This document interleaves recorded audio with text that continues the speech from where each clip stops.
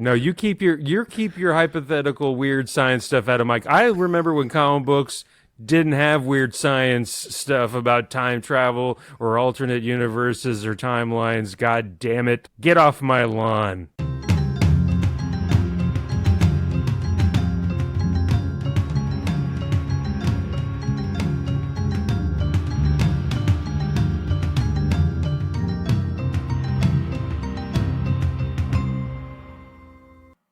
Hi there, and welcome to Hav and Charles Talk Comics. I am one of your hosts, Charles Herring, and I'm here with my very good friend Javier Gonzalez, who is our other host. Hi, Hav. How are you?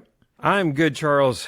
How are you? I'm great. I was being very mean to Hav just a minute ago because I normally do a 10-second count, and I've been teasing him that he needs to not click his pen or move around a whole lot, and I let it go extra long this time, and he had this look on his face going, when are you going to start? When are you going to start? Oh my God, Charles, start. I'm trying not to click my pen. I'm trying not to click my pen. I actually picked up and put down my mouse, and I was afraid you heard it because I have a very limited mouse space, and then I put it down a little too hard. I was like, oh no, he heard that. He's going to scold me. He's going to get angry. And you wouldn't like Charles when he's angry, ladies and gentlemen. I'm just going to leave it at that. No. So anyways, hey, it's been a little while since we did one of these pods. Well, it's been a little time. Yeah, it's been a short time since we've recorded. We had a couple in the bank, and then we had somebody couldn't record last week. So here we are. True. I had a friend of mine that I've known since the high school time of my life, and whoa, he was in town. Whoa. You have another friend? I do. Yeah. I have more than one friend. What's that like? I know, right? Oh, you know what? I don't know if he listens. It was Dave Harrison, and me and Ryan's friend from high school was in town. He lives in the Kansas City, I think on the Kansas side, but that's kind of really close to the Missouri thing of Kansas City. And he was in town, so we went to dinner. And then when I committed to do the podcast last Thursday, he had messaged us, like he messages us weeks in advance, like, hey, I'm going to be in town on blah, blah, blah. Let's go do dinner. Sure. And of course, that's the thing too. And not that I would back out of it. You commit to somebody. Oh yeah, asks you to do something 3 or 4 weeks in advance. You're like, yeah, I'm free, sure. And then it's like, oh yeah, that's this Thursday. Yeah. No, I would have thought less of you if you had not said it. I could have seen you getting on the podcast last Thursday and go, well, so I canceled the guy who made plans today. I'd be like, dude. No. I wouldn't have done that. Dude. I wouldn't have done that. All right. Well, I appreciate that. I do appreciate that you're talking about this, but you were like, hey, let's go. When I was talking about fun stuff before the pod, we normally banter a bit, but Hav is just all business. Something about, I've not slept this week. I've been very busy. I killed a hobo. I've been derelict in my hobo hobby. Or making jokes about supposedly doing that. Yeah. You notice it's kind of waned my... Good. My weird hobo jokes. Good. Yeah, because it was getting kind of dark. Yes. No, it started dark, and I was trying to creep you out of it, and I hope I succeeded. I think you did. No, okay. Well, hey, man.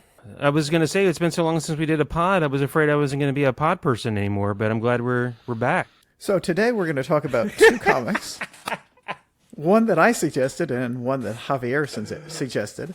And we also have an email that you can contact us with at havandcharles.com, havandcharles.com, where I will be soliciting co-hosts to take over the Javier portion of this show. The only requisite is your name has to be Hav, so that he doesn't have to change anything.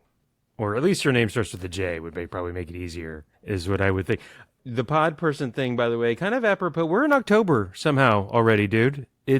Time is weird. We've said it many times, especially, I don't know, COVID and everything, but I can't believe it's already October. You've said time is weird. I say time is linear, but that's... Or time is an artificial construct.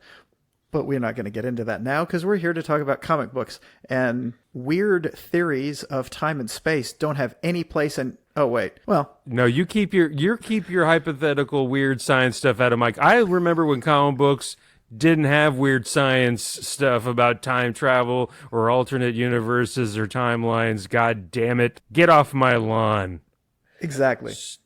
I just did a big other for you. It wasn't your first one.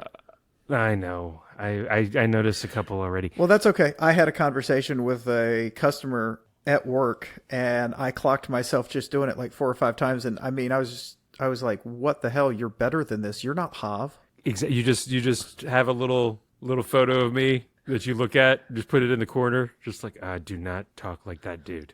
No, you're better than that. Hey, if we can just jump in, man. You suggested. I really don't think at this point we can just jump in, but yes. Oh yeah, we've been talking for a sec. You suggested we read Volume 3 of Hawkeye, which the publication date of the first issue was 2012. This probably came out 2013. Volume 3 labeled L.A. Woman, which immediately made me think of the Doors song, of course.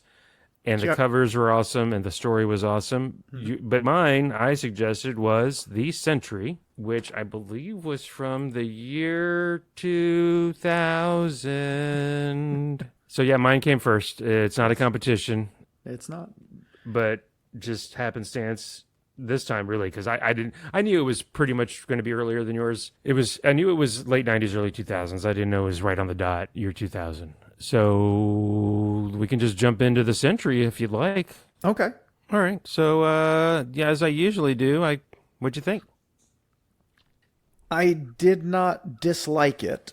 I liked some of it. There was really, really great art in this entire thing. I mean, it was just great.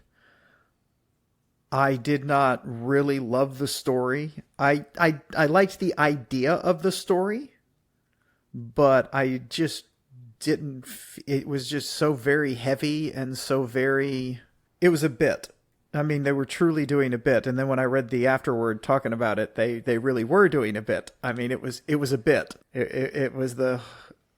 And I can't remember if I already knew the answer. I think I had seen something or read something. I'd never read this, but I'd read stuff with the Sentry in it while they were doing this, and I got the ending. I knew where it was going, or at least, and I kind of wish I hadn't. Well, except I think I would have figured it out pretty much immediately. Even if I hadn't, I'd have been like, yeah, that's he's the Void, and I apologize. I know. I pulled a Hav. I just ruined it. He's the Void. What the hell? Stealing my bit, man. Speaking of bits, go ahead. That's not a bit. That's you all jumped up on excitement about spoiling things. Yeah. Let's just get to it. You do. Just get to it.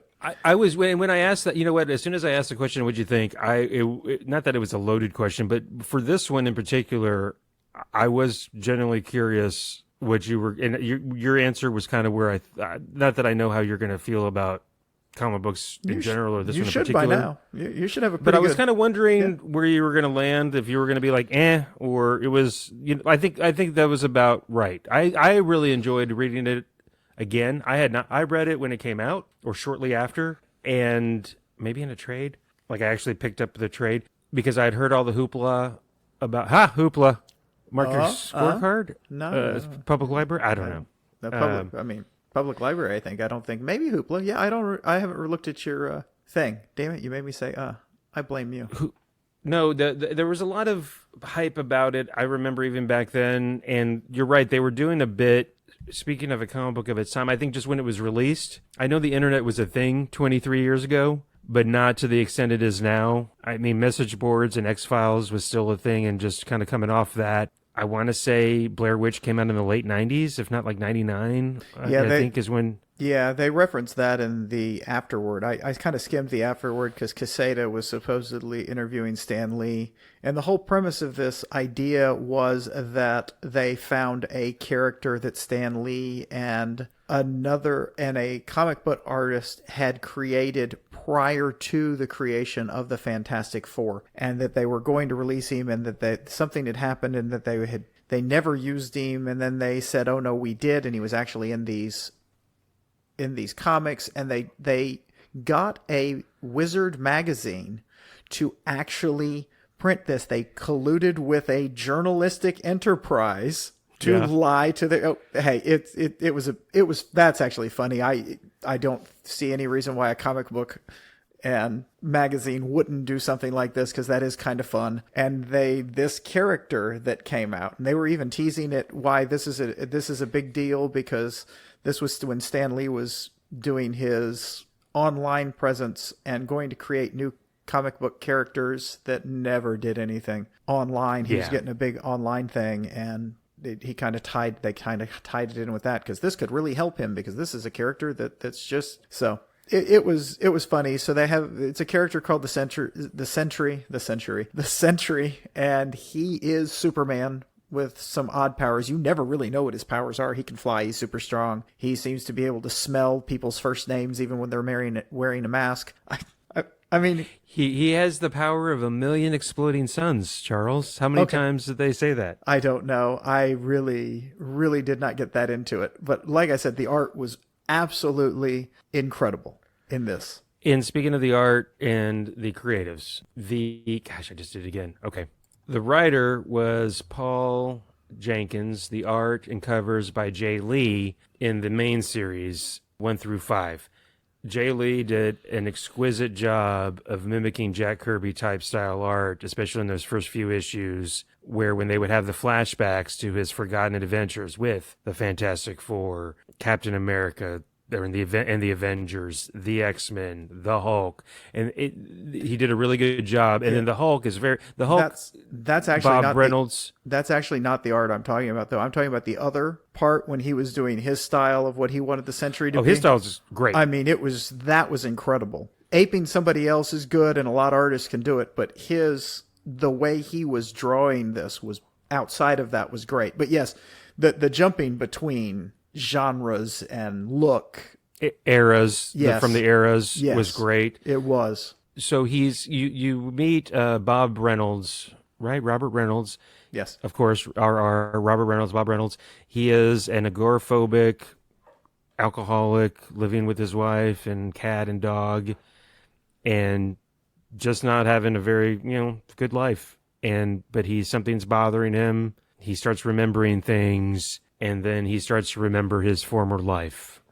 And I think even without them doing the whole bit about this being a forgotten comic book from the 60s before Fantastic Four, I think it would have been a good idea on its own. Yeah. And what I was curious to ask you about is what you felt about, I was trying to say it in a better way, but the mental health aspect of it, where he's obviously has some mental health issues, maybe is the way I'm looking at it, with the Void being an alternate personality. Well, he's a drug addict. Well, and he's addicted to that serum that's giving him his powers. It's the magic serum that gives him his powers that he was never supposed to take that much of, and he just keeps taking it and taking it and taking it. So that is probably what caused his powers to split and split off a personality, possibly, or a void. I'm not even sure if although it sure seemed like it was a split personality, i.e. his powers separated, because there were kind of two of them, but he was the void. So yeah, that I didn't even think about it as a mental health issue, but it was drug-induced mental health. So go ahead. No, go ahead. I've lost my train of thought. I was just going to say, I know you said you'd read something, and I remembered, of course, that he was the Void from the very beginning. In reading, I'm trying to remember back. I'm not sometimes very intuitive or thinking ahead too much in these things. I don't remember when I first read it, I figured out he was a Void. I know it was before the end when it's just like, okay, it's obviously him. He's a common denominator. Yeah. He's, Reed Richards wouldn't have stabbed him in the back. You kind of piece together what was going on before he did, right? Oh, absolutely. Yeah, because Reed Richards didn't, but I think I'd seen something on it before I even read it. So when I started and he started talking about the Void, it popped in my head. Oh yeah, he's the Void. So, and then I was like, wait, am I just thinking that, or did I read? But I didn't never really know that for sure. I will tell you one of the things that I thought of about this. I really feel that this was them trying to get in on the DC thing. We've read a number of DC books that are very much like this. Miracle Man is one of them. Wasn't that not Mr. Miracle? And Mr. Miracle is kind of like that, but Miracle, not Miss. Yeah, but wait, tell me, Miracle Man was Miracle Man, the weird indie that was in litigation forever, or Mr. Miracle that we just read?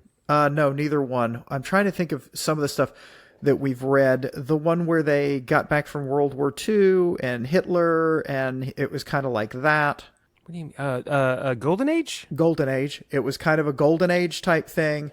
It was kind of what was the Mr. Miracle, the same writer that they did. Of course, that came probably after this, but oh yeah, but it seems more like a DC book is what I'm saying. It seems like more DC than Marvel. Everything about it just felt DC. Okay. I mean, it's a Superman ripoff well, too. So, I mean, maybe that's on purpose because he had his Fortress of Solitude. And it's beyond just it's not even a Superman ripoff in that way, because it's not Superman mainline comic. It's Superman in an Elseworlds book. That's what I'm trying to say. It is a pure DC Elseworlds book. Well, we're going to take all the fun out of it. We're not going to have any fun with this. We're going to strip out the comedic stuff that's fun about superheroes, and we're just going to go hard line. We're going to give you dark. It was very dark. You're right. In 2000, that's coming off the 90s. I don't know. I didn't think of it that way. I thought it was, how can I articulate this without just fumbling and stumbling all over my words? I've always enjoyed the analogs for Superman, whether it's in DC or Marvel. And, because Marvel never has had a real Superman character, they've done the analogs, whether it's Hyperion or Sentry now. And this was 2000. This is when Sentry was created.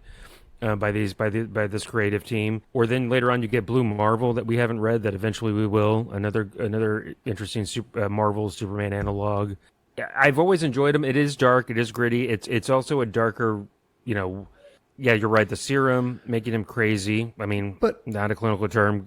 But splitting off the personality. That's the thing, though. Every one of these Superman analogs, with the exception of who you were talking about suggesting soon, and I was thinking about doing it too, of Huck. Every Superman analog misses the core thing about why Superman's so great is because he's about hope. And they're like, nope. Every time we're going to rip it off, we're just going to change it. We're going to turn it on its head, and we're going to have evil Superman. Bad Superman. Oh, Huck. You said Huck. I'm sorry. I was trying with Hope. I thought you said Hope. Huck. Yes. Well, I said hope after that because that's what Superman is about. Hope. Well, and I think, that's Superman's lane. Superman, why are you going to try to just do another a hopeful, bright light Superman? Because you know what? That's what DC's not been doing apparently recently. But when you're going to do a Superman, do it differently.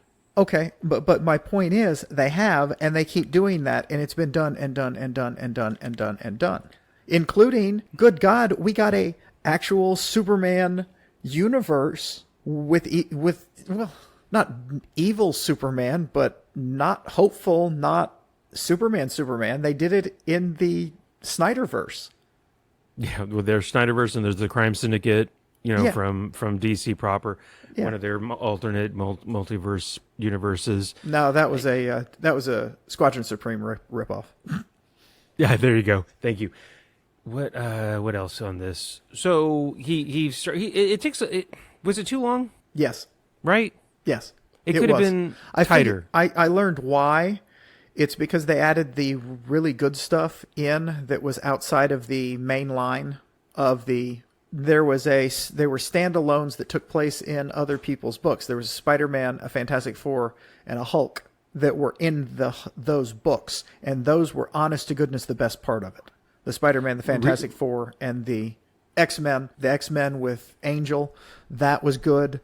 That legitimately the best part of this were those four when you were seeing the Sentry through their eyes. Agree, because I thought it took too long. I'm almost wondering if it would have been better to just do like one beginning Sentry book, do those, and then do the Sentry versus the Void at the end. Yeah, and when the heroes gather, when they all realize that he's back, and why he left. So it was 300. It was 200 and something pages, and the first half was all Bob Reynolds angst. Yeah, it really was. It was just angst, and a little bit of finding Reed Richards and convincing him realizing who he is, and no one's believing him, and all of this and all of this and all. I mean, it was a drag. I read that. I finished that part of it sometime last week, and I read the other half today. So I was just like, it drug on. That's why I'm saying I was back and forth on it, because I really did like the back end of it, but that front end of it, it was just so much. It wasn't even exposition. It was just woe is me. It's like, come on, let's move the story along a little bit. You didn't have a miniseries in that so much, as you did seeing him through the eyes of everyone else and maybe having more, which all of those were what was currently going on in the battle with the Void, and when basically they first met the Sentry. So you had Spider-Man first meeting the Sentry, you had the X-Men first meeting the Sentry, and you had Hulk first meeting the Sentry. So, which was great. They really were. Those were really good comic books. So I agree. The one out of all those, and I liked all those. I liked all the one-offs with, wasn't Spider-Man one of them? Or am I making that up? No, you're not. Spidey Spider-Man was one of them. Mm-hmm. They were all good, but the Hulk one, for some reason, really tugged on the heartstrings because the Hulk and him were buddies, and the Hulk felt comfortable and comfort and got better with being around him for some reason. And one of his powers, in that also, in when they took back that. He met him immediately after he became the Hulk, and the Hulk was narrating this comic talking about how his skin was burning, and when he attacked the Sentry, he was going to attack Fort Knox. He didn't know what it was, but the Hulk was going to attack Fort Knox, and the Sentry stopped him, and he attacked the Sentry, and then the Sentry did something that all of a sudden his skin stopped hurting for the first time. It was interesting, but then he got to meet the Void, and the Void evidently flays you emotionally. Yeah, and freak the Hulk out. It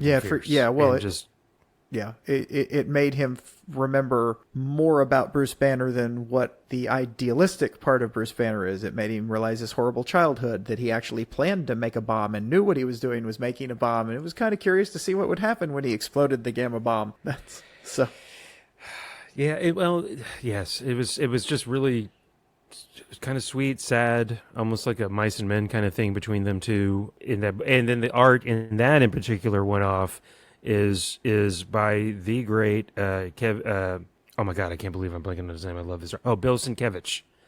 It's the very cool, different.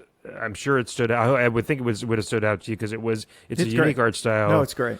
I feel like it's been, I don't want to say copied because it's not it's just, there's other artists since Sienkiewicz has been around since the 80s for sure. And his style when he first started doing comic book art was unique. And I feel like a lot of artists since then, not copying him, but just probably inspired by him. Yes. That you've seen in more recent years where they're not trying to do comic booky stuff and they're not trying to do super realistic stuff. They're just doing very, I don't even know how to describe it. It's just cool, different artistic. They're trying to do artistic painted stuff. Yes, some it looks painted, or it is painted, or it's almost looks like it's multimedia.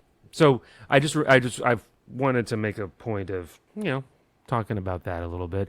You texted me earlier today that cracked me the fuck up. So you find out in this forgotten past that Reed Richards and Bob Reynolds were best buddies. And Bob Reynolds, the Sentry, Sentry, the Sentry's wife, Lindy, or Lindsay, I forget, maybe Lindy. Lindy, Lindy and Sue Storm were best friends. What was it? I don't remember. There was what was it? There was a bunch of, they were talking about, actually, Reed Richards and Rob Reynolds were best friends. So the wives met. And they spent time together. And one of the bubbles was, in the good times too, that time you, Robert, Lindy, and Sue spent up in the cabin in Maine, that marvelous afternoon when he and Lindy were married under the gaze of 50 superheroes. So I took that, the four of them spent a time in the cabin, and I texted Hav, "Are Sue and Reed swingers? Did you ever see upside down coconuts in an FF comics?" Yeah, the old upside down coconut, baby. Universal symbol. Oh my God! I am hesitant to wear one of my shirts now because one of the coconuts is just a little. It's not upside down all the way, but it's kind of pointing towards down. It's like at an angle downwards. Are you still doing this? You didn't even realize the joke? It's pineapples, dude. No, I mean pineapple. I'm sorry, God damn it! I have a thing with pineapples and coconuts. What the hell? I can't believe that worked on you twice. So you literally... No, I do. For some reason, I cannot keep pineapples and coconuts straight in my head. I'm going to get you some pineapples, only I'm going to give them to you as coconuts and see what happens. I'm just going to start sending you random mislabeled coconuts and pineapples. Enjoy this coconut. What is wrong with me? Oh my God. Pineapples, coconuts, tropical fruit. It's all confusing. It's all barbarians. Come on.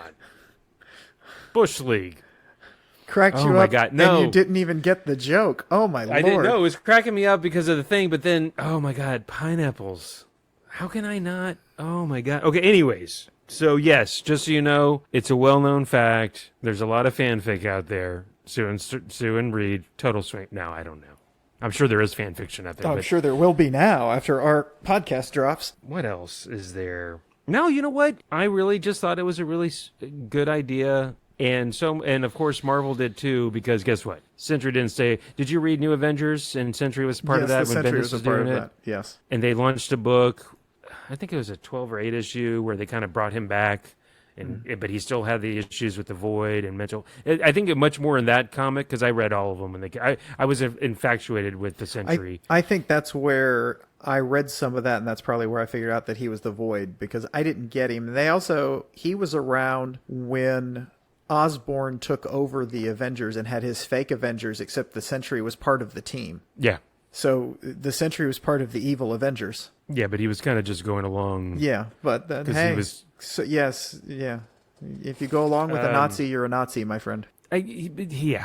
Okay, that's a different comic book. I'm not going to talk about that right now. You can't make me. What did you think of Clock? His AI. I didn't get Clock. When I was reading it, the Clock thing, and was it an alien? Was that, or did they make it? I think he's super smart, and he Okay. made an AI, and yeah, that was his it was fine. the one off. Who was it with the FF where Clock Yes. kind of turns Hal? I'm Yes. sorry, Bob, I can't do that. Or Yes, yeah, does all that, which I felt.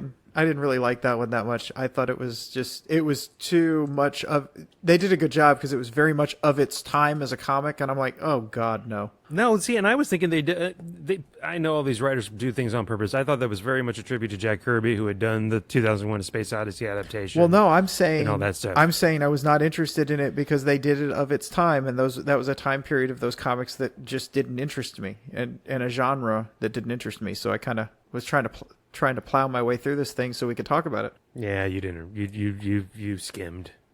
Skimmer. I just wasn't into that particular one. It had a lot of dense text and pseudo made up scientific BS. I tell you what, I will read the hell out of real science stuff, but when you start doing baloney comic book science, I glaze over it. I love that. See, I love the baloney comic book science. No. Hey, I thought of a good AI story I was telling Julie about where somebody will rip it off and I don't care if anybody's listening. I had an idea that AI need or organics to create a new form of AI. So they're the ones that seed planets and make, and that's the only way they can come up with a new, they can't self-replicate. So there's the ones that have been shepherding us.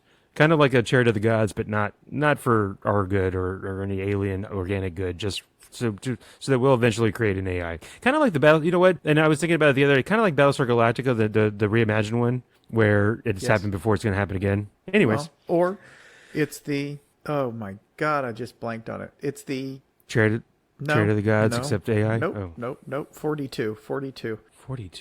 Hitchhiker's Guide to the Galaxy. Sorry, 42. The answer to the question with the life universe and everything, 42. The Earth is a computer because they wanted the answer to the life universe and everything, but they didn't know what the question was. So the Earth is, what's the question? And then interesting. The Vogons. I never read it. Then the Vogons blew it up. Did you ever watch any? Oh wow, we're done. He hasn't read. Ladies and gentlemen, no, this is a bridge too far. Or Doctor Who. Yeah, Doctor Who's. Oh, that's fighting words to some people, my friend. I know. That's fine. Or when you said we kept on saying 42, I was like, well, I don't know what Jackie Robinson has to do with this, but okay, I'll go along. Life, the universe. It's the answer. It's the answer. That was Jackie Robinson's the answer to the universe. That makes sense. Well, he is a big step forward. Yes, I know that. They had some pretty good artists on those one-offs. Like I said, Sienkiewicz, Bill Sienkiewicz was one of them. Mark Teixeira, I'm going to say Teixeira, TXERIA was one of them. The one I didn't know from the FF one-off was Phil Winslade.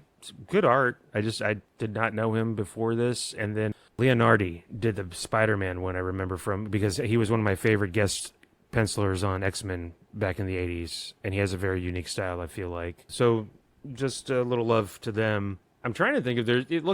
I enjoyed it. I understand why you felt the way you did, because I felt kind of the same way on reread. Like, oh man, you're right. I remember thinking, because looking at the page numbers, like, oh, we're going to get through the first. They're just going to do the first 4 issues, the one-offs, and then the finale with the Void, and then God, they could have. I feel like those first 4 issues they could have done in 2.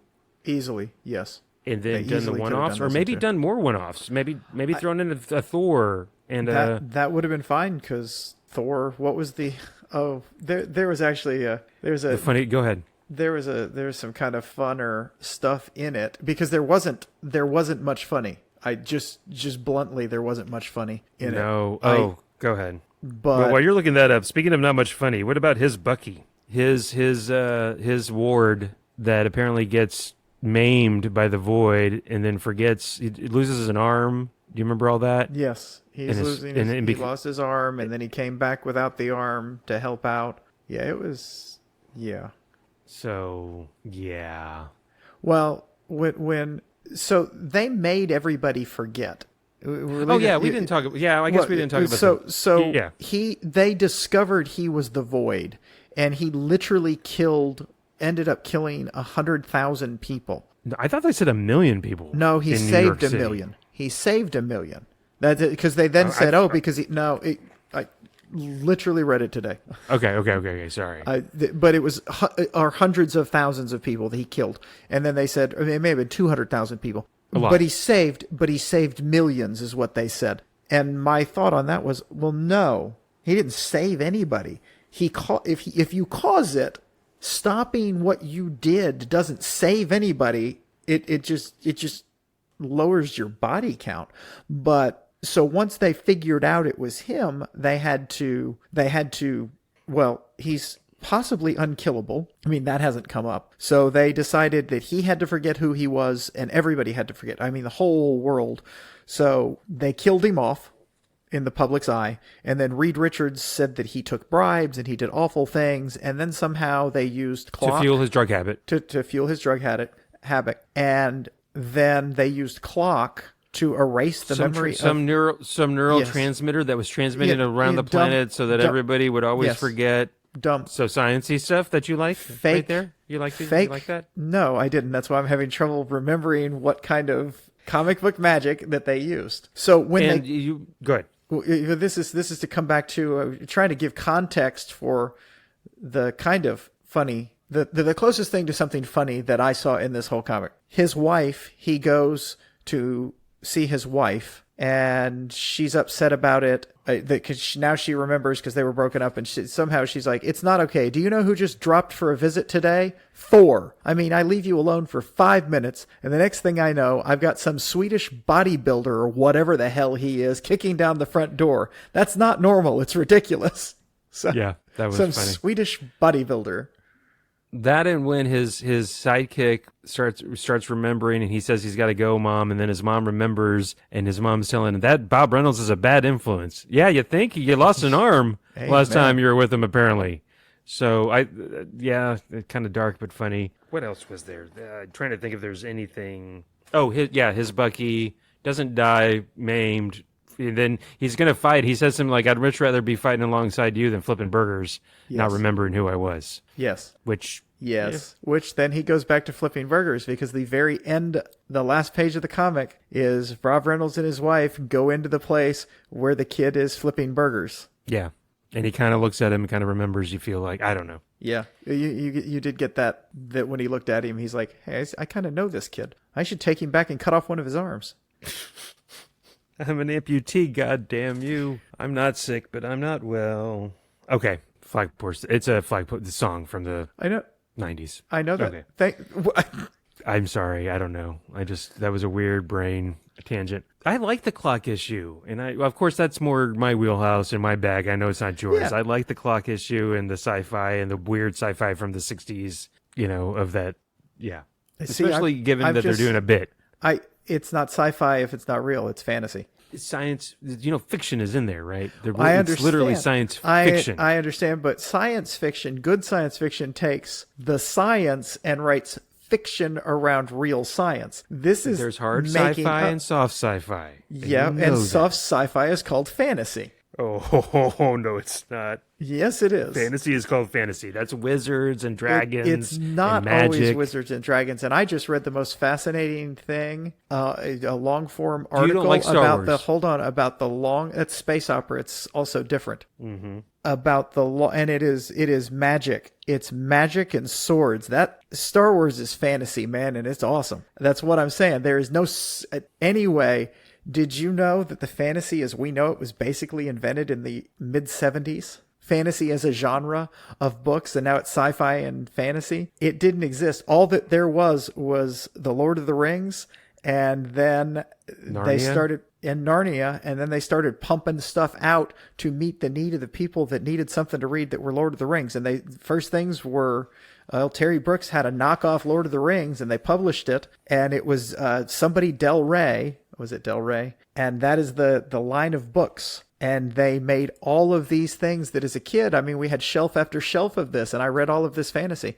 So I see why Terry Pratchett wrote the Discworld books in an attack on some of that. So it was just an incredible, I was like, holy crap.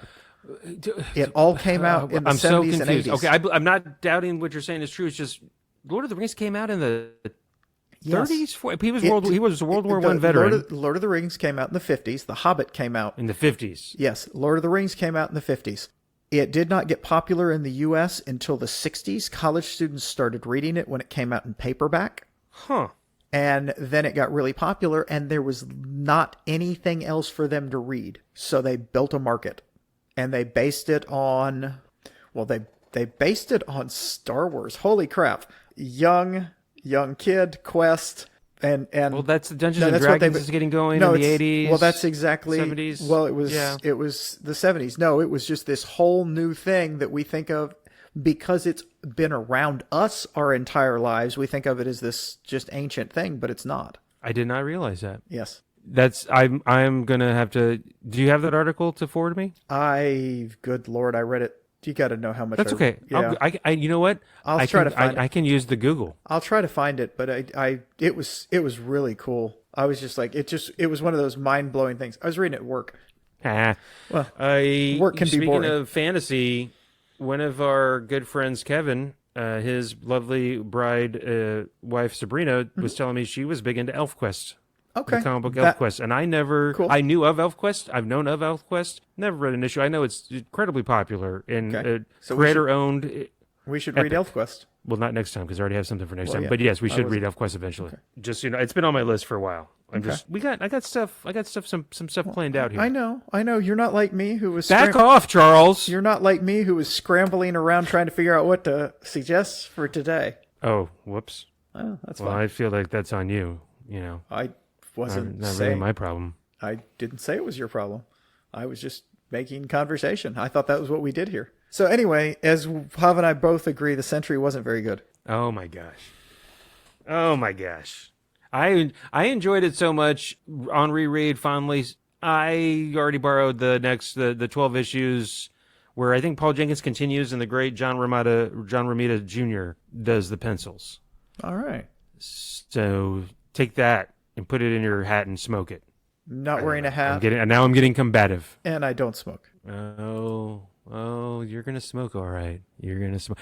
Let's see. I don't know. I mean, look, I enjoyed it. I'm glad you enjoyed it. I enjoyed some of it. I thought the art was incredible. I liked the idea. It was just a little too heavy for me, and the first half was very much overdone. Now that you pointed it out, I love the one-off so much, especially, the Hulk one. I liked all of them to different degrees. The Hulk was the best. I would have loved to have seen more of it. The Spider-Man one was very good. Yes. And I'm not even saying that, well, I'm biased, obviously, but I really did think it was very good because they really caught the early Spider-Man stuff, just like they caught the early Hulk stuff. And they seem to have caught the early X-Men stuff with Warren.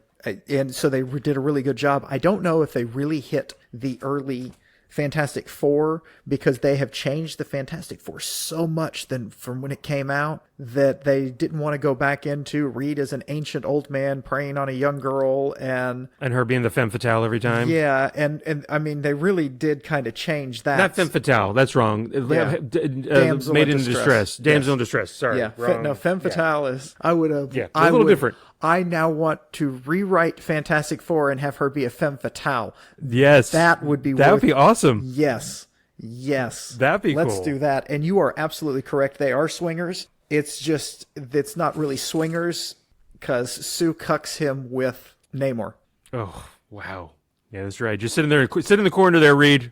Watch mommy do this to Fish Boy. Ew. Why mommy? Seriously? I don't know. Why? I don't know. What is that? Is that something? And look, I don't want to ask. Is that something you and your wife? No. Do you call her mommy?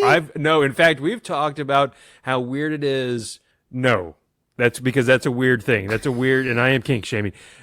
Julie and I have talked about men and women that are married, whether they have kids or not. One calling the other one mommy or poppy or much less.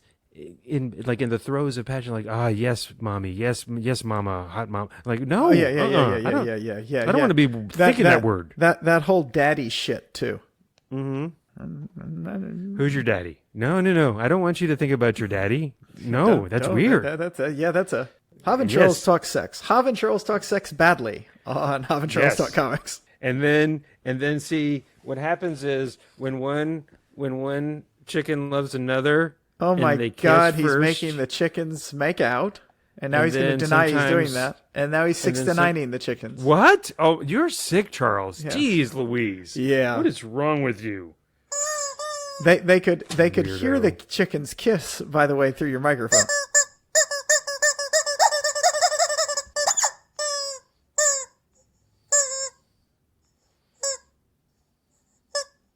Okay. I'm done now. Hav likes to say, I make things weird. You do. Why would you? I don't even know what you're talking about. You're going to drop in some weird noises before when that silence there, aren't you? To make it all weird, aren't you? Yeah. Weirdo. I may cut. You know what? I may cut this whole thing out. Oh. Speaking of the one-offs, one thing I did think about, and I didn't take notes because I was just reading when I had a chance. Why didn't they do an Avengers one-off? Did they? They didn't do an Avengers one-off, did they? No, they didn't. I think that would. They had them. They had it in the main series, but a little bit of a. But But I have a theory. I didn't think about it, but I have a theory. All the one-offs were from one person talking about it. Man, you're breaking up something fierce. Can you hear me? Okay. I can hear you fine. Okay, go ahead. Say that again. I said all of the one-offs were narrated from one person, and the other people weren't really in it. And they already had two groups that only one person was. It was a little. That's probably. That's more why the Fantastic Four book wasn't as good, because the other three books were basically. It was Spider-Man telling the story, Hulk telling the story, and Warren Angel telling the story. Even though it was an X-Men book, and then let's throw the Avengers in. So who's going to tell the story? How do you hook it? And then you'd have to have another comic that was like that instead of just the one. Because even though the X-Men were part of the fight, it was just Warren who was the real thing, because he learned something. Yeah, they had a connection. They had a bonding thing. That's right. Earlier, I did make a note real fast before we move on. Yeah, you're right. He killed hundreds of thousands. I swear I thought they said he killed 1 million people. But it was that he had saved the planet numerous times before, so they wanted to give him a pass. Tony Stark, of all people, at one point was kind of standing up for him. I don't know if you remember that. When they're all talking, and then they show Tony Stark at the wedding of Bob Reynolds and his wife, where all the heroes are, and Tony's in the bag. He's not half in the bag. He's like he's in 3 bags. And so much so that Reed tells Ben the Thing, hey, will you make sure Tony gets home okay? Because he's like, they show him slurring and trying to talk to a woman like, you're beautiful. I think they were just trying to place the time and place. But hey, we should never, ever, ever, ever, ever, ever, ever, ever, ever, ever, ever, ever, ever, ever listen to what Tony Stark says. Okay. I'm beginning to think Tony Stark is the Elon Musk of the Marvel Universe. It's definitely a douchebag. Yes. So he's got that in common. Yes. with the old Elon. God, and he is just trying to just drive Twitter into the ground. Yes, he is. So good, well played, sir. Yes. Hooray! Just I guess burn $44 billion. Yeah. So I think we've put this bitch to bed, right? Whoa. What? But yeah. Yeah. All right. So we actually do have some mail, Gosh darn it. and it's from Hov's wife again. No, I'm just kidding. Stupid mail. I'm joking. I'm all excited. I'm all aflutter. This is from my brother Patrick, and he sent this back in God knows, on the 17th of September. And it may have been available. I think I missed it on the last podcast. But he said, I meant to email this before the next podcast, but the table in comic books where the person is strapped down hands and ankles, that's only in comics, it's an homage. It's what Goldfinger straps Bond to when he tries to kill with the laser. Charles will remember that from the Simpsons episode with Hank Scorpio. So I remember what he's talking about when I was talking about the mutant whatever thing we read. Follow the Mutants. Follow the Mutants. Thank you. And I talked about that table. He is correct that is from Goldfinger, but that is also not the first place it was from. If you really want to get into it, because the implication is that I was wrong here, that it's only a comic book thing. And I will, maybe not, I don't know, because I remember it as far back as Superman comics from early eras. They had those tables. But also Frankenstein, the Frankenstein monster, was on a table like that, and many, many, many things in between. So thank you, though, Patrick, for sending in this email. Hey, well, and look, Patrick, I am the first in line to point out when Charles is wrong, which, doesn't happen often. But sometimes he is. But and this time, I'm going to have to say Charles is right, because also go back to the Wonder Woman stuff from the Golden Age when she's bound all sorts of different ways to Tuesday, and I'm sure a couple of times. Yeah, they tied her to anything. In any way. I mean, hog tied her. They've got her strapped to tables. They have her. Go on. Yeah. that was his thing. He liked the bondage. Yes, him and his wife. Yes, wives and his other wife. There you go. Yeah, and his other brother Larry. So you suggested we read Hawkeye, but not your mom and dad's, your grandfather's Hawkeye from back in the 80s or 70s or even 60s. This one was featuring Kate Bishop, the real Hawkeye. Yes, according to you. And this was by the great Matt Fraction. Yeah, it was part of his Hawkeye run. It's volume 3 of the Hawkeye run. Illustrated artists are Annie Wu and Javier Pulido, and I can't believe you had trouble saying Javier, by the way. Well, you know what? It's because I just had this thing where reading this Hispanic heritage ones, the whole, I forget what they called it, masking or saying your name, like saying my name the Americanized way, or saying Javier versus Javier. And that's why I prefer Hav, because it's just Hav. And I was about to say Javier, and then for some reason I was going to say Javier, and it's kind of weird, and it's a hang-up I have. And I don't even have I say it a different way to different people. It's weird. You code shift. Hav, you code shift. Mm-hmm. You code shift. Thank you. Shift. Thank you. That's what it was called. Yes. No, I do it all the time. Yes. Sometimes without thinking, sometimes with thinking about it consciously. It was actually only issues. It was odd. It was even-numbered issues. Yeah, it was 14, very 16, weird. 18, and 20. I kind of wonder if they swapped back and forth between the two in the they went from my Clint. Guess is, yes, I guess if you were reading it getting the issues, it was going, she was here, then it was Clint, and then it was her, and then it was Clint, and then it was her. So they just took these and put them together, because they were obviously, it's a linear story as you go through, and it's a lot of fun, because she goes to LA, she takes the dog. Yeah, and she takes the dog. And then at first, when the comic book started, cold open, she's just fed up with him. For a second there, they clarified it within the first page or two, but for a second there, I was like, are they dating? This seems like they're breaking up. And then she's like, you're not even my girlfriend. You can't take my dog.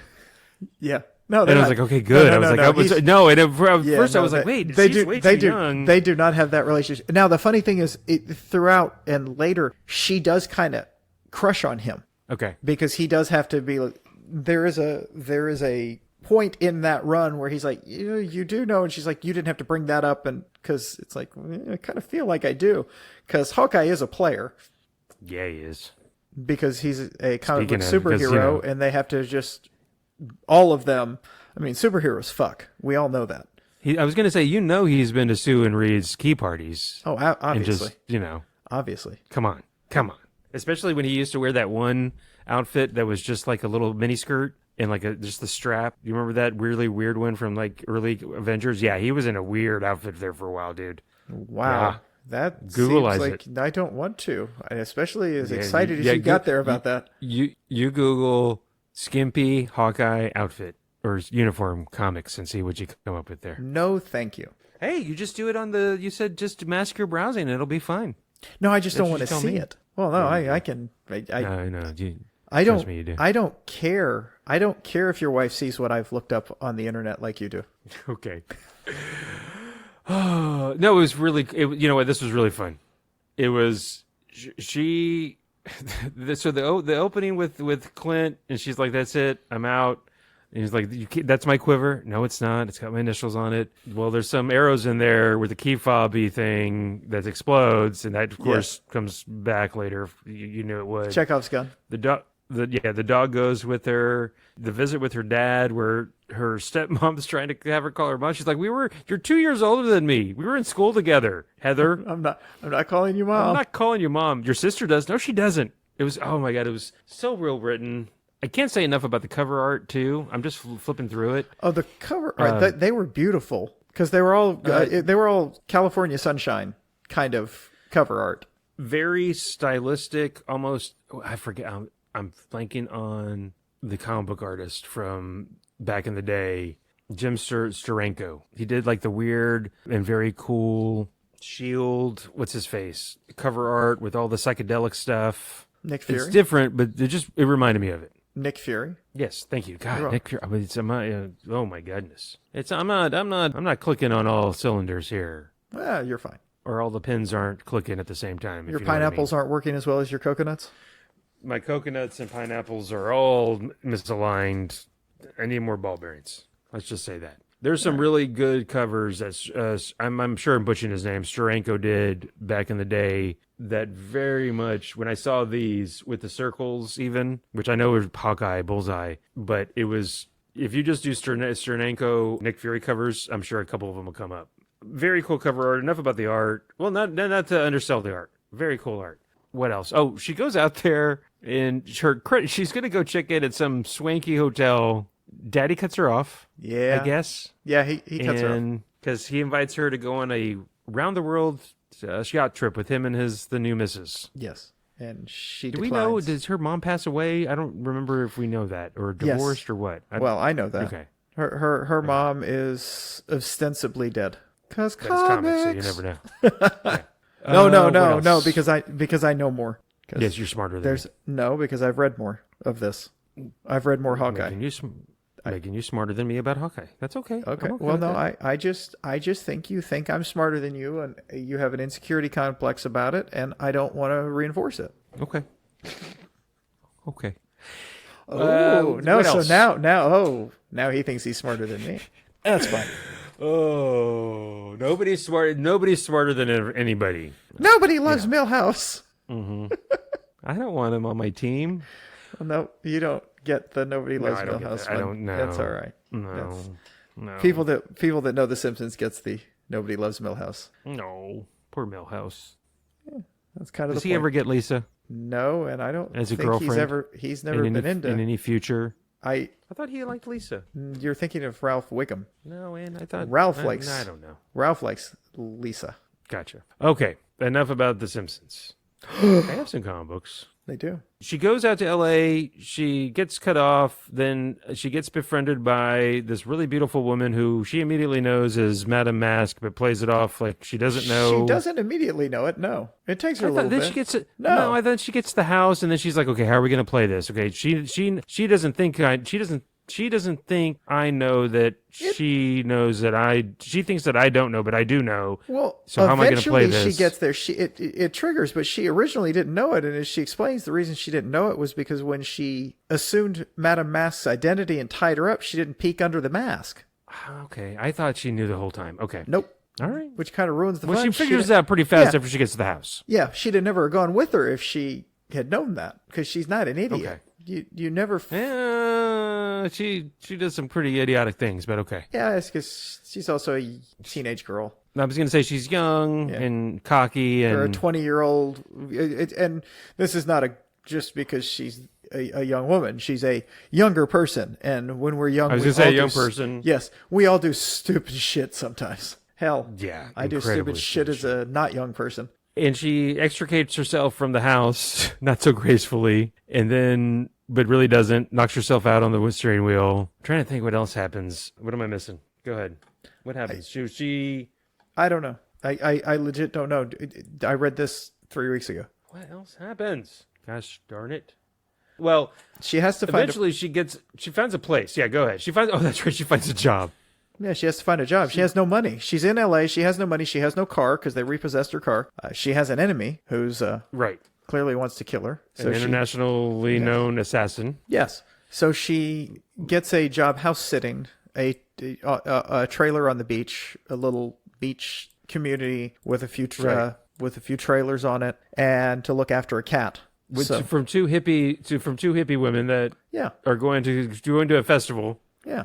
For a while. And then she meets the gay couple next door to her and befriends them, and they're super nice and cool, and just kind of go along with her shenanigans. Yes. And then she starts. Is this when she starts interacting with the guy in the convenience store or drugstore that nobody else sees besides her? And for a second there, I think she's going crazy. Yeah, that's when she meets Elliot Gould at the grocery store. That's who you thought. Okay, that's you. Okay. You don't realize that's Elliot Gould? No. From what? From the Raymond Chandler movie, The Last Goodbye, or something like that. There was a. Okay, now I got to look it up. I meant to write it all down. Movie. Well, it is he plays the detective, and nope. They set it in the 70s when it was made, and that's his character, including having a cat, including being at the grocery store and having a cat that would only eat one kind of cat food. So, wow, I've never seen that movie. I've never seen that movie, and I love Elliot Gould. Is Alan Arkin in that movie? You're asking way too many questions. Oh, the tulips! Forgot about the tulips. Her next door neighbors when she's house sitting. Then we need tulips. And then she's trying to get tulips, and she's trying to get them from a guy that's dealing weed, but she doesn't know that weed is legal in L.A., but then he hits her with a car, but then it works up that he's working for Madame Mask, and she's getting sideways with this detective. That's really kind of funny, their interaction, because it's the whole grumpy, older detective, you're a pain in my ass kind of thing. David Arkin was in it. The Long Goodbye. David Arkin. Yeah, I know. Oh, I'm just looking at who was in it. It's The Long Goodbye. He played Philip Marlowe, and it is definitely. I've heard of it. Yes. So he was that character that he was playing that no one else seems to see, although he's real in it, and he's kind of a ghost in the machine. He kind of pushes the narrative and makes the whole thing interesting. But yeah, how have I not seen this movie? Robert Altman directed it. Yeah, also directed him in MASH. Yes. Uncredited appearance by Arnold Schwarzenegger. What? I haven't watched every movie. Schwarzenegger's. It's a neo-noir satirical crime mystery thriller. I've never watched it. I just knew of it. Wow. I think I watched the beginning of it once, but no, I don't think I've seen the whole thing. And he plays Philip Marlowe. How great. Yeah. Okay. But it's like an updated thing. But it was released in 73, so it's not like it was me and you going to the theater to go see it on a Saturday afternoon. Yeah. Only one of us. We're not that old. Only one of us was born when this came out. That's true. That is very true. And I was not old enough to go see that movie in the theaters. That'd be very interesting. What with being less than a year old. Yeah. How are you talking like that, sir? And I'm not going to sell you a ticket. You can't even walk. I'm not. I'm just assuming it didn't come out in January. That's yeah. Okay, and then so you have the whole tulips thing, the arc about the Beach Boys, and oh man, that was a brilliant, really well done. Yes, and I know they probably can't for a lot of reasons. Just say, hey, this is about my God, Wilson. What's his first name? Brian Wilson. Thank you, Brian Wilson. I know they couldn't just say, hey, this is about Brian Wilson. No, but man, they didn't pull very many punches. I feel. I mean, no, I don't think one of his brothers I don't know, man. Well, I don't think his brothers. The dad was abusive. Yeah, we no, know that. Their dad was horribly abusive. So there were liberties taken in that story, but yeah, no, it was a whole story about how the brother was the recording. The one brother wrote all the music, and the other brother was the studio guy that mixed it and did it, and he did all the drugs. He built $1 million house, and he still lived in it, and he was insane. He really was. He fried his brain, but he didn't have his music because his brother recorded it all, and she found him wandering down the 405 or the 101 or the 10. It was a 405. It was a 405. I remember that. I'm just going to keep naming. Just name all the freeways. Roads in LA. Freeways in LA until Hav tells me which one it was. So it was the 405. It was a 405. I remember that. I do. And so she pulls over and gets him, and it turns out to, it was, and takes it to the two old, the hippie gay couple, and they knew who he was, and she didn't. Oh, yeah. Apparently he was in a boy band back in the 60s or something. That's what she says. Yes, that's a boy band. He was in a boy band in the 60s, and they're like, they could have been the next Beatles. It was the surf surprised. sound. It was a California sound before the California sound. Yeah. Then you find out, then it becomes very clear that Harold, I think his name is Harold or something, or... Yeah, something. The guy in the grocery store? Yes. Isn't fictional, or isn't in her imagination. Because at one point she says, oh my God, I think I have a concussion. Yes. Well, I remember that. She did have a concussion. Probably. But then it's a whole thing about the vampires, and Madame Mask is the daughter of Nefaria, which is a vampire, apparently. Yes. And that's where they're keeping people young, and he's part of this whole thing, and he's been revived a couple times. They're not keeping them young by that. They're basically, I couldn't quite understand how they were doing it. I thought they were cloning. Is it a nope thing? I think they're cloning. Or they're cloning. But they're using other people's bodies, because basically the character they run into, he was Harold, the Elliot Gould character, was a reporter. Yeah. And he was on the crime beat in LA, and the crime beat in LA is huge. And you can make a lot of money for it because you write these stories, then you write books, and then the books get turned into movies. And so he got rich doing that. And he knew somebody, and the publisher of the paper he used to work for, once he got rich, he was at a party with him, and then he died, and then he saw him running by him on the beach, except he was young. And so he looked into that. So then they came after him because he was going to report on it. And they told him he could never leave LA. He can't do anything else, but he can never leave LA. And so every time he tries to leave, they kill him again. But then they bring him back. So, and she does that on purpose. Because at one point you think he's dead because he's hanging from like a billboard. Well, yeah, it's grisly. Well, the Hollywood sign. Yes. Oh, it was a Hollywood sign? I don't even remember that. I thought it was a Hollywood sign. A billboard. It could have been. I just don't remember. That's fine. Okay. Did you read this? I did. I just remember. I remembered him hanging from a freaking sign. That whole thing about the death thing, and that made me think of Nope, where they're putting, although that was the racial, there wasn't the racial component, where they're putting old white people into young black people bodies, and then made me think of Death Becomes Her. Did you ever see that from the 90s? No. Goldie Hawn, Meryl Streep, Bruce Willis, Isabella Rossellini. No, really? I know of the movie. I didn't ever see it.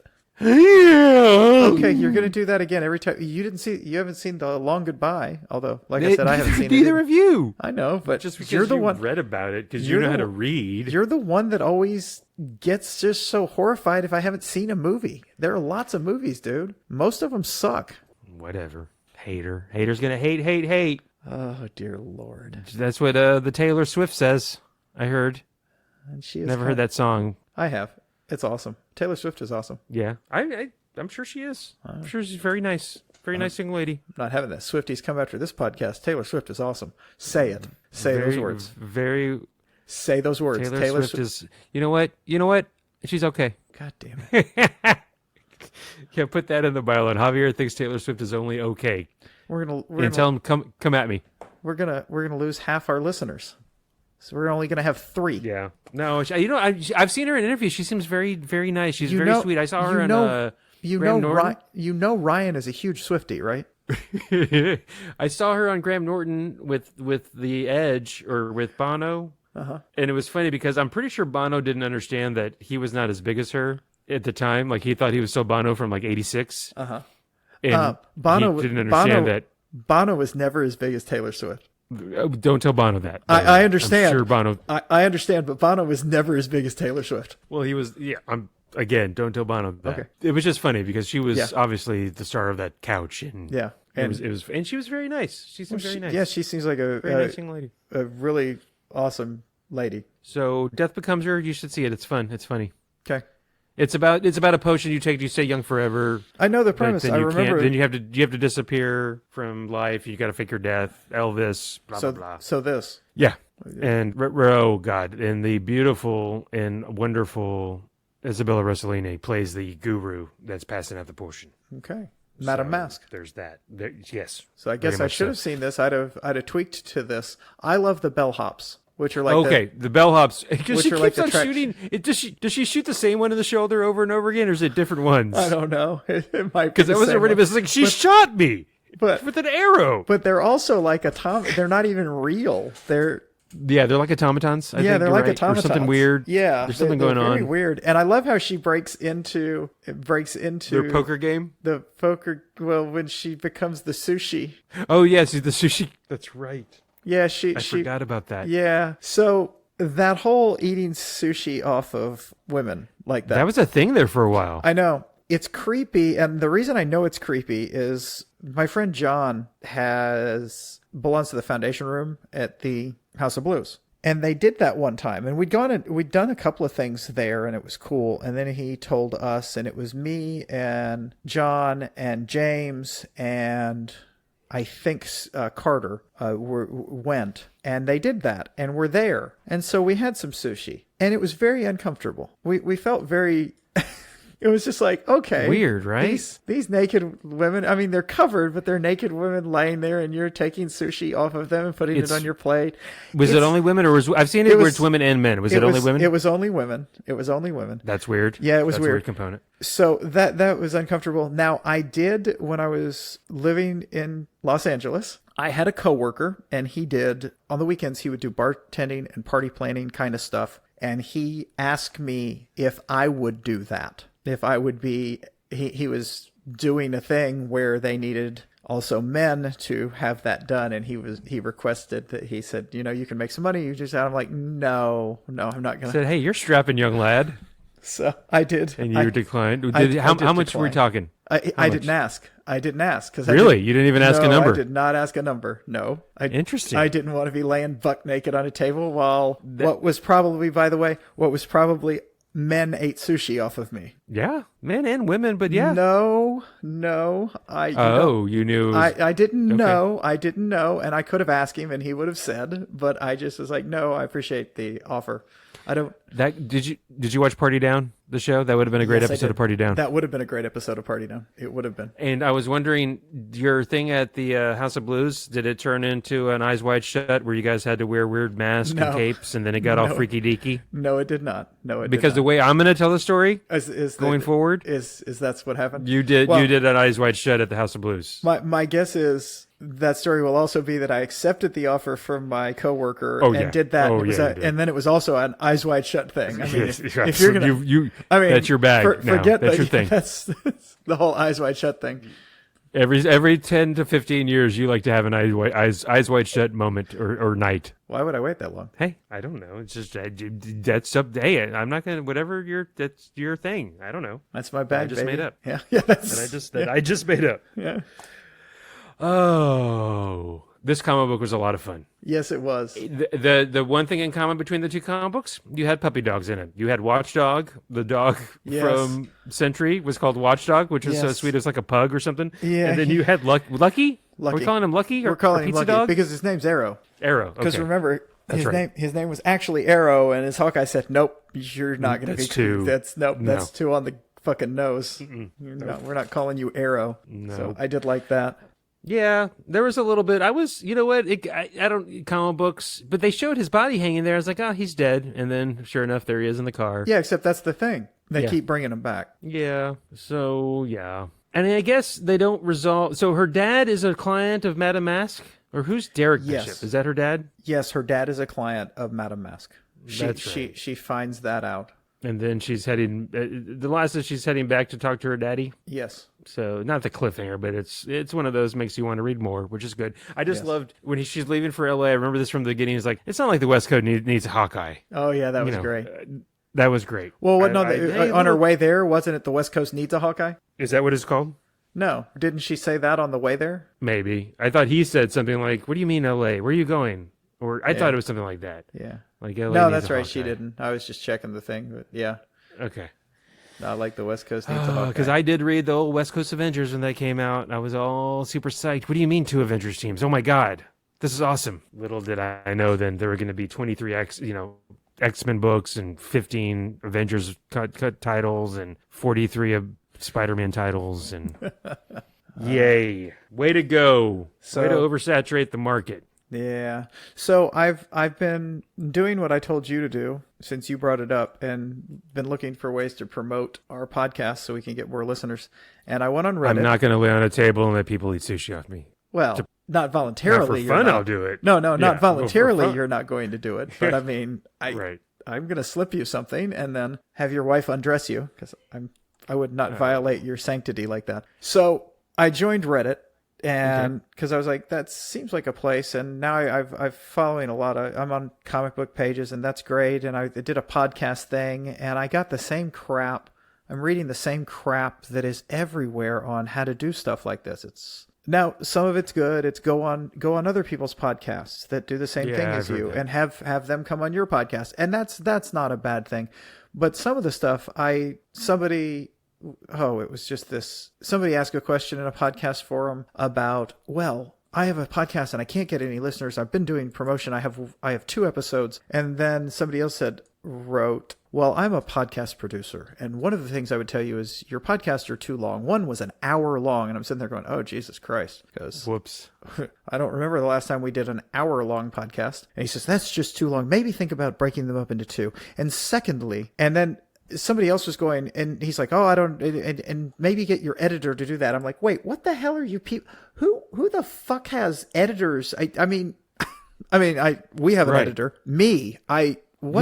Yeah. So anywho, but Reddit seems like fun because they have a lot of comic book threads I don't know the terminology for Reddit yet because I've only been on it for a few days, and it could be fun. It just has to have, I don't know, somebody that wants to comment on stuff that other people say, and I'm just not big on that. I'm not read a thing and go, wow, that's great, and have a pithy comment here. And I know I am a pithy comment guy, but it's more verbally pithy than I am. Ooh, I feel like I have to post under this person and stir up fun. And so I gotta figure out what the rules are, if I can do what I can do on there, and maybe build a page for the thing, and then have you come on and interact with people, because you're more the interacting person. What? Yes.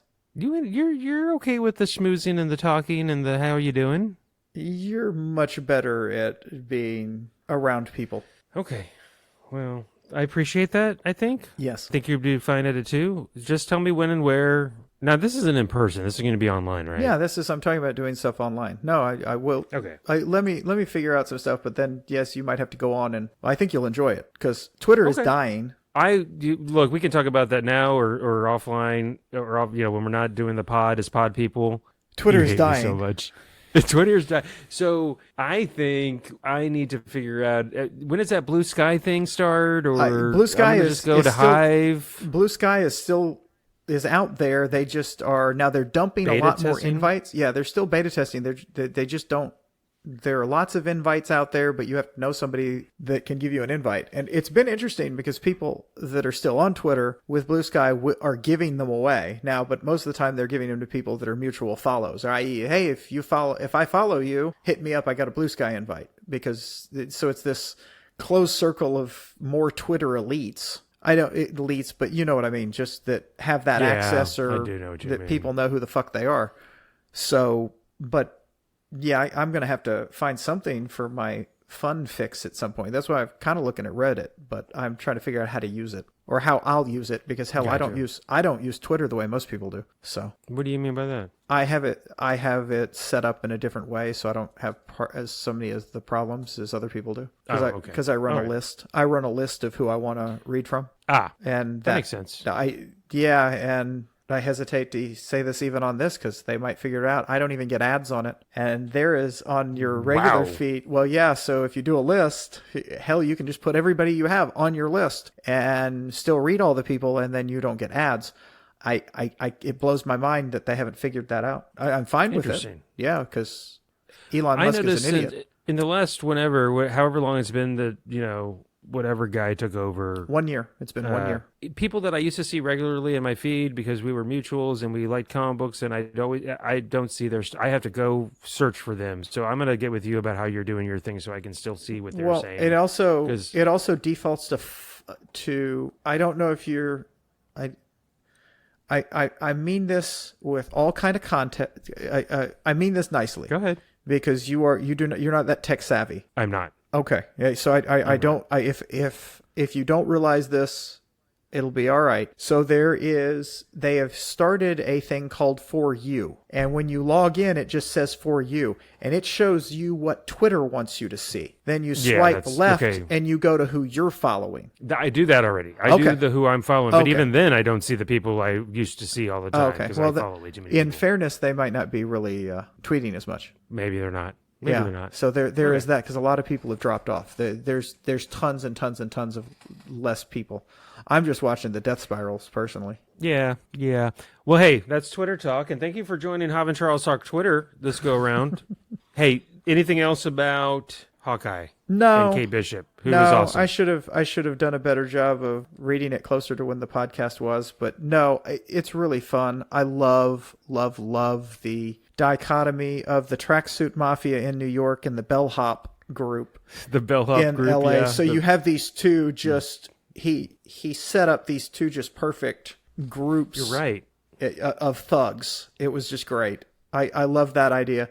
And goons. Those are they're not. No, they're henchmen. Yeah, they're henchmen. They are henchmen. They have to be henchmen. They're not goons. They're henchmen because henchmen are on board with the cause. So I had to remember the difference between a goon and a henchman. Hey, Venture Brothers, baby. Yeah, goons. Hired goons. All right. So okay. That's about all. I got no more use for these comics. I do. I say this every time, and I wish I had more time and wherewithal to just stay up and read a little longer. I really need to read more of this and go back and fill, because we skipped ahead, didn't we? Or did we? This isn't exactly where the other one left off. No, it isn't. No, we skipped ahead. This is volume 3. We were at volume 1. You missed volume 2. So I think this is so good. And Matt Fraction is an excellent writer. Very well done. The art again. I already mentioned the artist, and I'm blanking on their names right now, but I remember Javier Pulido, and I'm blanking on Annie Wu. Maybe I'm gonna guess at that one. I want to say that's what it was, and I'm going to go with it. I'm going to go a little high voice, just so you know I'm not sure. So there's that. Are we at the point in the podcast? Well, we're at the point where I have to apologize for my mistake. I did make a mistake. I have corrected it, but Hav pointed out that I titled our last podcast that came out Miracle Man instead of Mr. Miracle. And if you listen to the last podcast, you also heard me say Miracle Man instead of Mr. Miracle over there. And it has been a while since I've really got one of those things flipped. I was very proud of myself earlier in this podcast when I pulled Squadron Supreme out of my butt. In my head, I was like, yeah, you didn't say Suicide Squad. So yeah. I'm like, okay, so I'm better on that. But the Miracle Man and Mr. Miracle thing, I'm still having some trouble with. When I send Hav the invitation to join me on the clean feed that we record on, I can put a name in, and most of the time I just put Hav. A couple of times I've given him nicknames. Hav something Gonzalez. Yes, that's one other time it was Hav the Beaver Gonzalez, and I misspelled Gonzalez. I put an S on the end of it, like an idiot. How dare you? Well, that's what you said when you first came out. You said, "Oh yeah, you misspelled my name there, jackass." So today, the reason I realized that I made the mistake on the title that I have since corrected is I got a text from Hav on Tuesday, I think, or Monday of this week that said, "Hey, did you mean to call the?" I thought you were doing a bit. Yeah, he was. Yeah, well, I totally thought you were doing a bit. Yeah, no, I wasn't. I was not doing a bit. I just, and I did also check. I did not make that mistake anywhere else in like the notes, or I got the actual name of the comic book. I was like, okay. So it was just when I was typing in the name of the episode that I messed it up. So today he is Hav Mr. Miracle Gonzalez. No, there's a miracle. The reason why this is all funny, not interesting, funny, I don't know, that's not the right word. Miracle Man, Marvel Man. It was a British Golden Age character comic book that then Alan Moore did something with back way when, I think before he started getting big in the States. And then him and Neil Gaiman got into it, I think, over the rights because it was kind of out there. I mean, like ongoing litigation for years and years. And I used to keep up with this stuff more because all that legal stuff kind of fascinated me. It's not in any way the type of law I practice, by the way, but it is fascinating. I get fascinated about that kind of the rights stuff is really interesting.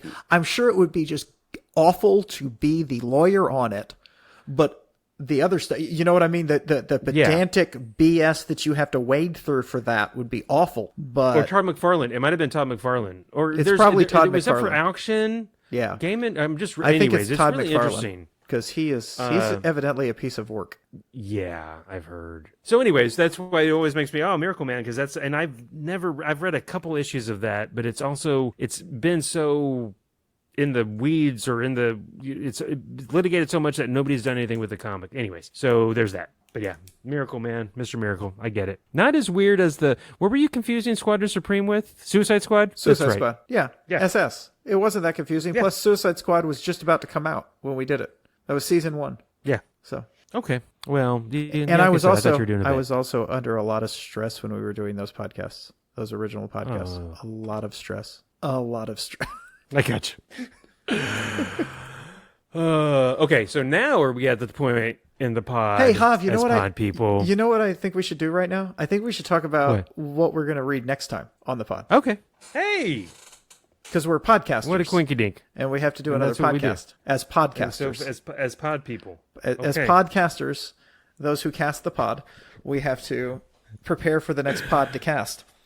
Yay! Like a fishing rod reel. So Hav, what do you think we should read next? I'm going to suggest, because it is October. It is. And Halloween's coming up. It is. Yeah, no, October 31st. Oh, okay. That's when Halloween is, Charles. Is that just this year? Just it changes. No, it's every year actually. Oh, okay. Just so you know, all every year. And I know you're not a horror guy, and so I'm going to kind of apologize ahead of time. Or I'm apologizing ahead of time, but I'm going to suggest reread 30 Days of Night. Okay. It is on the Hoopla, and I'll send you a screenshot. Okay. And for added homework, because I think it's only 4 issues, and it's not a lot of work to read. You want to watch the movie too? No. Oh. Josh Hartnett's in it. Who? He's a dreamboat. He is, actually. He's a good-looking dude, yeah. Yeah, I would. Well, in case, I'm probably going to watch the movie, just so you know. I have seen the movie a few times, but it's been a little bit, and 'tis the season, as they say. I am getting to be one of those people to perv on Josh Hartnett. Okay, I mean, well, no, just the vampire. It is hardcore. It is hardcore vampire stuff. Oh, it's vampires. Oh, thank God! I was afraid it was zombies. It's not zombies. Oh, it's not. No, but it is. Oh, okay. No, do you know anything about this? I know nothing about this. You know what? Just read it cold then. I'm going to be interested to see what you think. I'm going to read it cold. Okay. And angry. I'll send you the screenshot. I think I found it on Hoopla, the first 4 issues. All right. So, and are you going to, no, is that it? You're just not going to suggest anything? That's fine. We're just reading my suggestion. I'm trying to suggest and you talked over me. So I'm sorry, baby. You're right, darling. So the comic book that I'm going to suggest is one I haven't read. Although I did start reading it today because I was looking to see if there was something else that I was going to suggest. And then I heard all of this clicking that someone couldn't wait. Sorry.